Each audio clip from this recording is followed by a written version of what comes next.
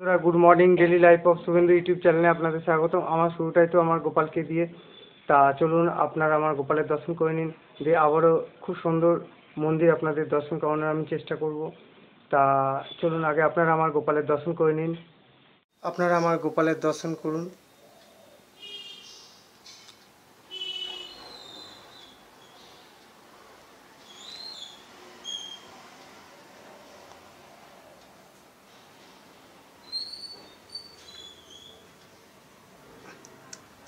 আমার গোপালের ভোগ দর্শন করুন আপনারা।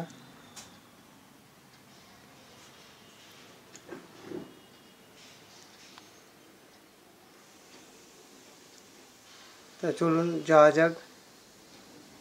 আজ আমি চলে এসেছি কৃষ্ণগড়েই। এই পুজোটা হয় গোলাপটি বারোয়ারিতে। আজ হচ্ছে আপনার সপ্তমী, আগামী দিন অষ্টমী পুজো, এবং এখানে প্রচুর ভক্তরা প্রসাদ পাবে, সেটা মাইকেও অ্যানাউন্স করেছে, আমিও শুনতে পেয়েছি, গেছিলো আমাদের এই সাইডে।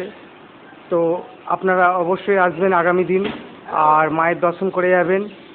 তা চলুন আগে আপনাদের আমি মায়ের দর্শন করাবো, এবং তারই পাশে মন্দিরের আশেপাশে আপনাদের আমি সব তুলে দেখাবো। চলুন। তো আপনারা মায়ের দর্শন করুন।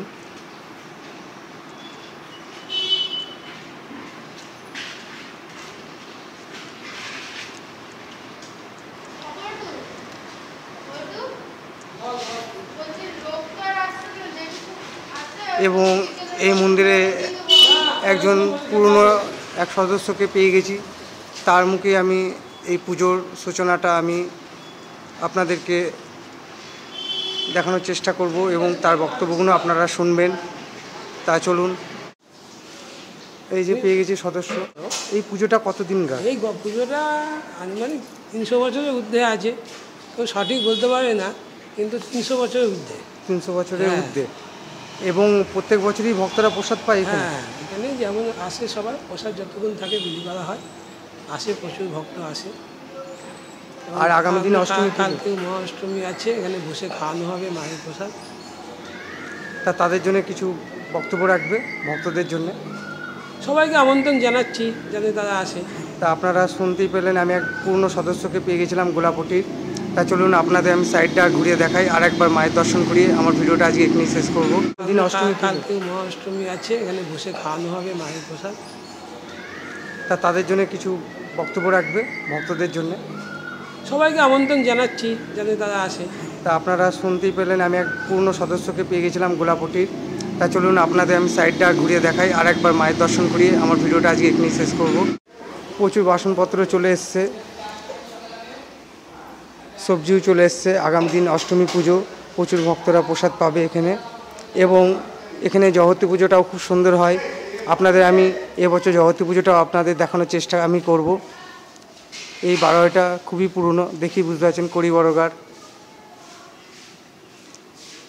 এটা গোলাপটি বারোয়ারি, কদমতলা ঘাটের আগে।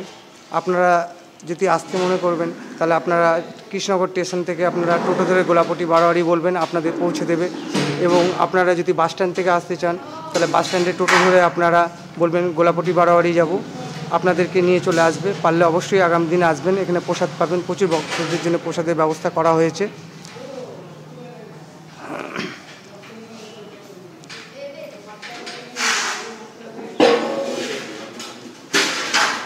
আজও প্রসাদের ব্যবস্থা আছে, এই দেখুন।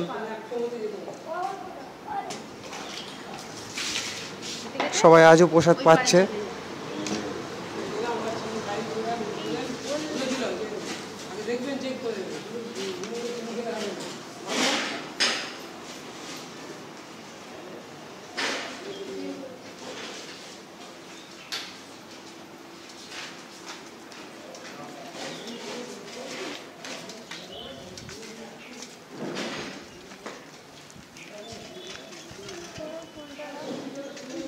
এই দিক দিয়ে আসলে আপনার চ্যালেঞ্জের মোড় থেকে আসতে পারবেন আপনারা, এই রোডটা। এবং এখানে পুজোর সময়সূচি দেওয়া আছে, এটা মহিষমর্দিনী।